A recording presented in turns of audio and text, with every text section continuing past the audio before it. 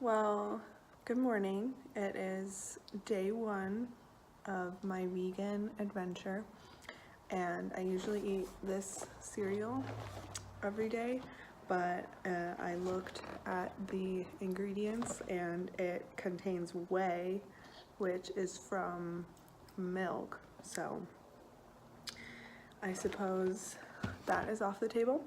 So we have some fruits, and my daughter is excited about our vegan adventure.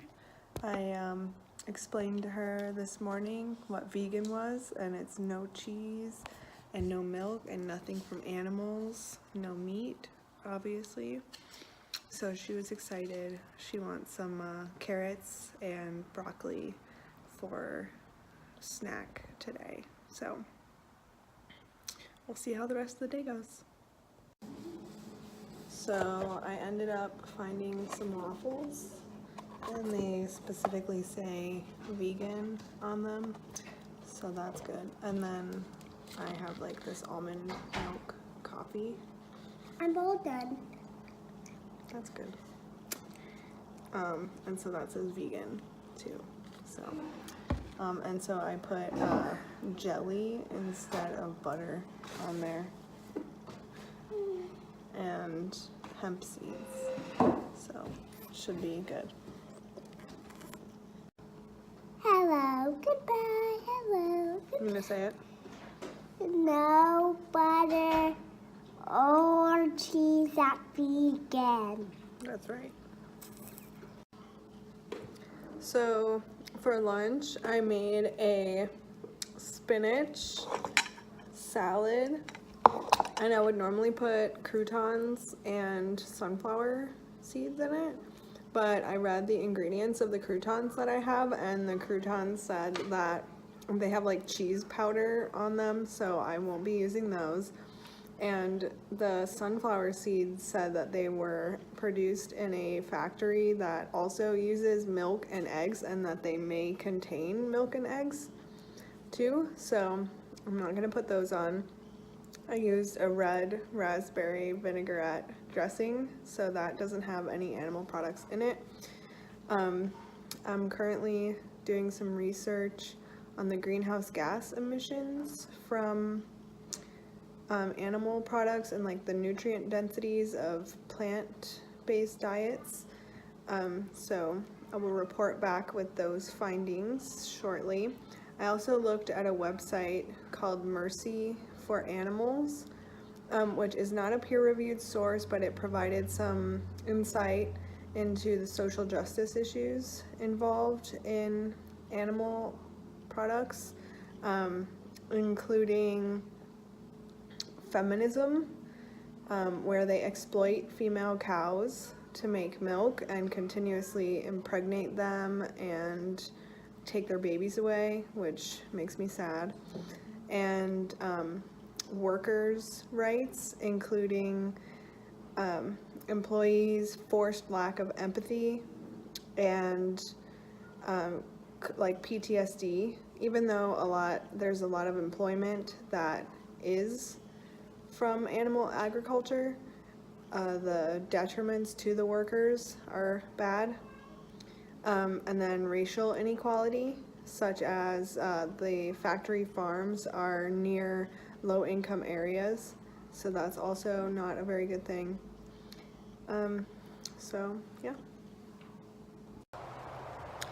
I had wheat pasta and mixed veggies for dinner, with olive oil and like a little bit of garlic powder and salt and pepper. And I had some vegan chocolate from like an eco company. I had a chance to talk with my dad about veganism, and his opinion is very meat eater-ish, because he says that humans wouldn't have evolved into the society that we are in now if we didn't eat meat, because we would have just been hunter-gatherers and out spending all of our time looking for food and eating vegetables and not have had the right nutrients to have our brains evolve to where they are today. I also did some research, and I'll go into the details of that probably tomorrow, but it's been an interesting day so far. Hello, so today is day 2 of the vegan eco fast.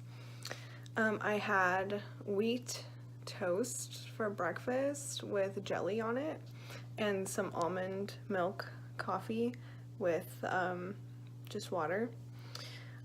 So the research I did yesterday was from White and Hall, called The Nutritional and Greenhouse Gas Impacts of Removing Animal Products from U.S. Agriculture. So there was an argument saying that we're feeding animals so that animals feed us. Well, we could just like cut out the whole animal part and just eat the food that they're eating. However, this article shows that animals are eating foods that are not fit for human consumption, and that they are grazing on land that we can't even use for crops. Secondly, we get animals convert non-nutrient dense foods into nutrient dense foods, and they're saying that it would be hard to complete the nutrient requirements for the entire population with a plants only diet, that we would have to increase our energy consumption in order to meet our nutrient requirements. And then also the greenhouse gas emissions. Right now, 48% of greenhouse gas emissions comes from animal agriculture, but if we cut out animal agriculture, it would only reduce greenhouse gas emissions by 28%, because we would also have to synthesize fertilizer and figure out how to dispose of byproducts and produce additional crops. So the end of the article concludes that a plant-based diet would fail to meet the nutritional requirements of the entire population. However, I feel that if we are going to eat animals, that I know this one guy, Paul Chek, who speaks about animals and cows and chickens and such. They don't have the capacity, the mental capacity to fix the earth and the climate crisis, and yet humans can. So if we eat animals in order to fuel our ability to fix the climate crisis, then I feel then that is okay, even though I probably won't. Because I feel after the research I've done, I feel like meat is wrong, and we shouldn't kill animals just to eat them, because this article also shows that with a carefully planned plant-based diet that you can actually meet your nutrient requirements. It's just unlikely that the entire population would meet their nutrient requirements that way. So that is the article I got for relevance of scale. So I'm out today to go run some errands, and I will report back in a little bit.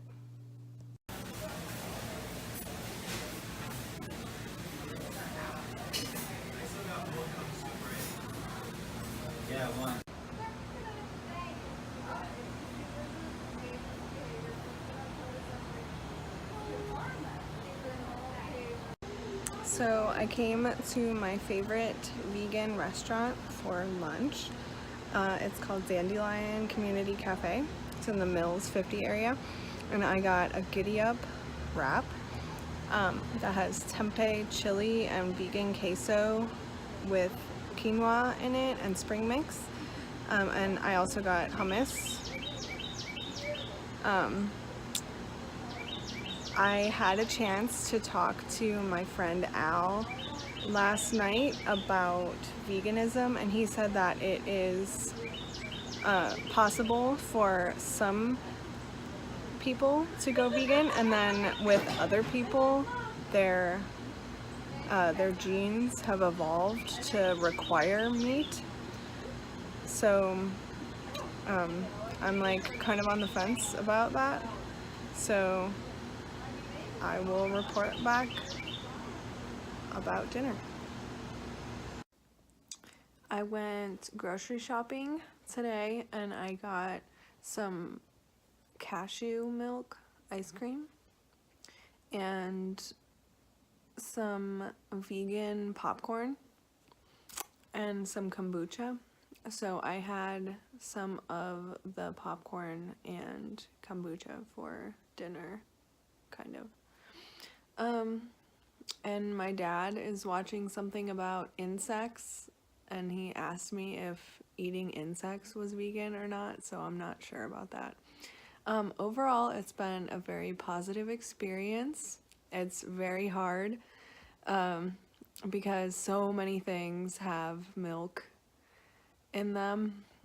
Even like every single crouton I found at the grocery store has milk. So looking forward to day 3. Good morning. It is vegan day 3 and I had a yerba mate tea for breakfast and some granola, and it had like fruit in it. So that was vegan. I made sure it had no animal products on the ingredients list, and I put some hemp seeds on top, and I had it with almond milk. So that's what I had for breakfast.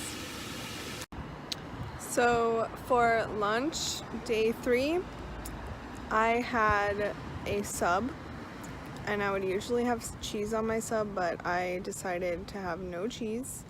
And so it had lettuce, tomato, cucumber, and avocado.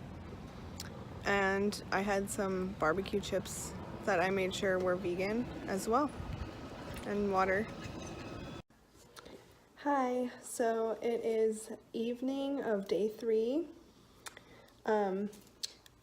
My dad made some rice and beans to help my vegan effort, so we talked a little bit about that. And I had some vegan popcorn and a little piece of vegan chocolate, and then this kombucha. So I did some more research on the social justice aspect of veganism, where this author states that there are negative global health impacts to eating animal products. Not only does it contribute to obesity, and there are hormones and pesticides in meat, a human can get diseases from animal products like swine flu and then end up passing it to other humans, so that makes it a public health concern. Also, the whole aspect of global warming in our greenhouse gas emissions increase, and there's also water good for you. And our ecological footprint gets larger the more animal products that we eat. No. Stop. So if we reduce the amount of animal products that we eat, we can reduce our negative global health impacts. And the author goes on to state that we have the moral obligation to do that. I'm gonna have me in the video. Hello. Good morning, vegan day 4. I had for breakfast waffles, blueberry kashi vegan waffles with strawberry jelly and almond butter with some hemp seeds, and I had almond milk coffee and water.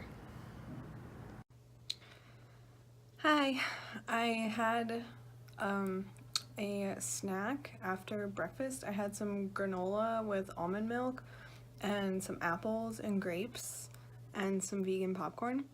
And then for lunch, I had wheat pasta, again, with mixed vegetables and salt and pepper and olive oil.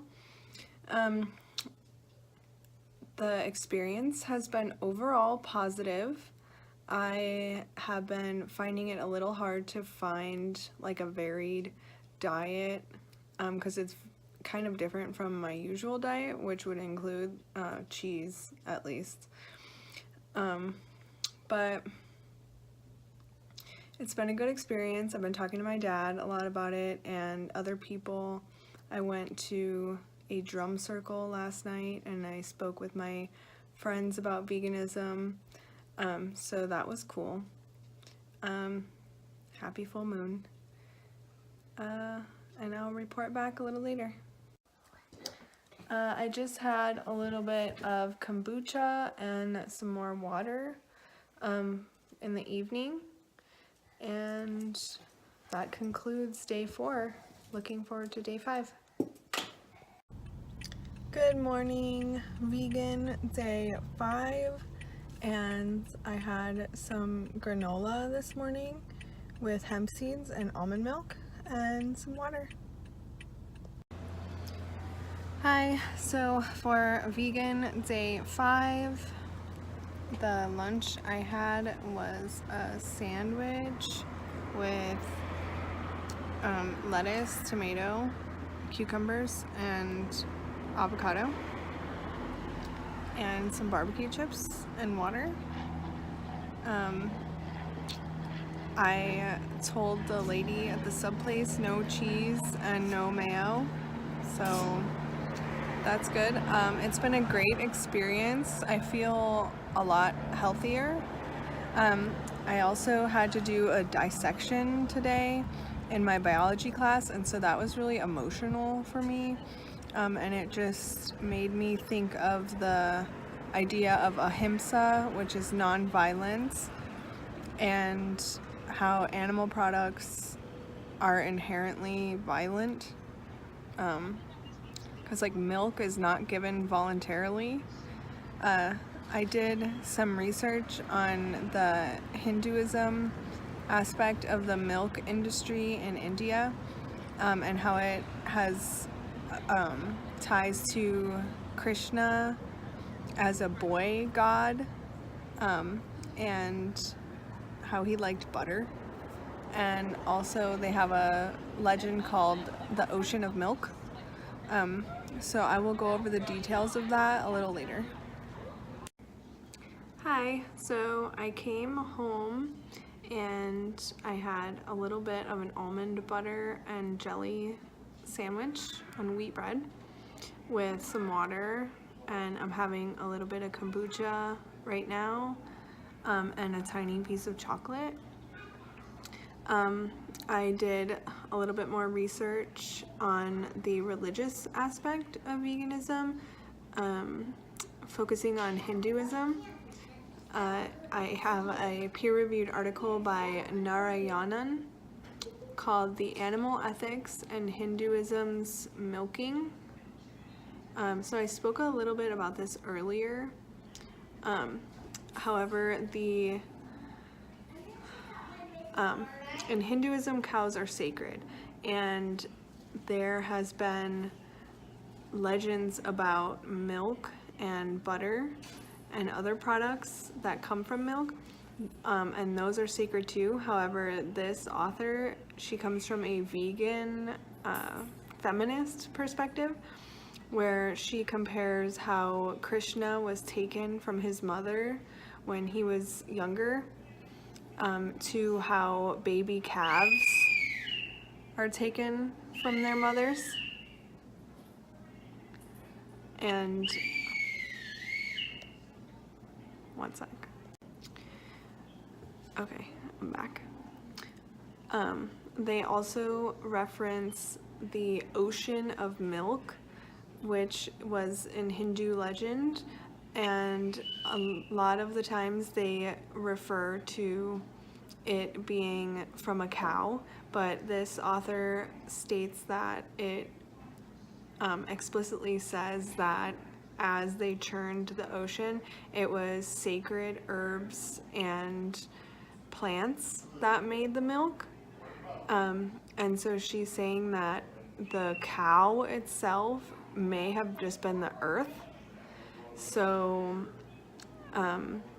she also mentions how in a lot of Hindu cultures they are actually bathing the statues of Shiva and Krishna in thousands of liters of milk. And India is now the leading producer of milk. So they also they have a law against the slaughter of cows, and in order for their dairy industry to continue, the either sick or spent cows need to be killed. So there's like a conspiracy about how they're actually shipping the cows out of the country in order to not get caught doing that.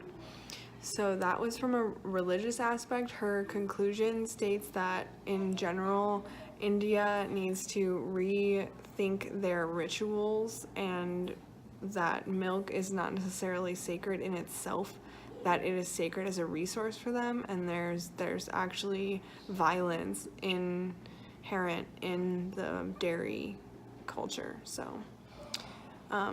this concludes day 5. Looking forward to day 6. Good morning, vegan day 6. So I've made it this far. For breakfast I had 2 blueberry waffles, Kashi vegan waffles with almond butter and jelly and some hemp seeds on there, and water and some almond milk coffee. My mom wanted to go to breakfast this morning, but at like a breakfast place there's nothing but eggs, and I'm pretty sure that even the pancakes have some kind of eggs and milk in there. This is my cat. He's coming to see what's up. So I had a chance to explain to my mom that I was fasting for not only an assignment, but for awareness of animal rights and to kind of end the violence of using animal products. So it's been a very positive experience once again, even though it's very hard and I've been kind of hungry, and it's been a little bit of a change, not like having cheese on pasta or on sandwiches. It's brought a lot of awareness into my life, so I'm appreciative of that. Vegan day 6. For lunch I had a salad, spinach salad with raspberry vinaigrette dressing and hemp seeds and water, and I had some pretzels as a snack, and I made sure that they had no animal products. They just had like flour in them. So I've been pretty hungry, and what I read on the description of this assignment was that we are fasting for just a short time, and if there is no change in current human patterns, then we're all gonna have to fast permanently for a long time. So I'm grateful for everything that I have. So it's been a good experience so far. It's really been eye-opening into what the future might hold for humans. So hi, vegan day 6 for dinner. I had wheat pasta again with broccoli and cauliflower with olive oil on it, and a piece of vegan chocolate. So My dad asked if I wanted any food from a restaurant, and I just really didn't even know like what I could get that was vegan, so I said no. And he thought that like I'm afraid to eat french fries because I don't think french fries are vegan. There's got to be some kind of like weird oil in there. I'm not sure. So it's been a good experience. Hi, so it is the end of Vegan Day 6. I did some additional research from Benatar and Stewart titled The Cardiometabolic Risk Factors in Vegans. And the study showed that compared to omnivorous diets, vegans consumed less energy, had less saturated fat, had a lower BMI, and a smaller waist circumference and lower blood pressure. So that overall a vegan diet is related to lower cardiometabolic risk. So it is officially healthier to be vegan than to consume animal products. Good morning. Vegan Day 7, and I had some granola for breakfast and with almond milk and some hemp seeds and some almond milk coffee and some water, and that's it. Vegan Day 7. For lunch, my daughter and I went grocery shopping and we got some spinach wraps and I put spinach, tomato, cucumbers, and guacamole on there. So it had avocado and lime and onions, and some blue corn chips and water. Vegan Day 3 is over. Vegan Day 7. Vegan Day 7 is over. So after the veggie wrap, I just had some kombucha and a tiny piece of vegan chocolate. I did some more research, and this study did a analysis of mood. It did an analysis of mood via online. It did an analysis of mood via online surveys and showed that vegans scored lower than omnivores, showing less mood disturbance, and that anxiety was lower in vegans and in people with increased fruit and vegetable intake, and then stress was also lower in vegans. So it has been a great experience. My experience itself was my experience was positive, and I feel that I agree with this study. I have felt less stressed and less anxiety knowing that my diet did not hurt any animals. So that is really cool, and I honestly think I will continue some of these vegan, vegetarian practices after this eco-fast because it's really opened my eyes to a lot of issues. Throughout the week, I explained to my mom and my dad, my daughter, a few of my friends, so it's been a great experience. And that concludes the eco-fast vegan 7 days.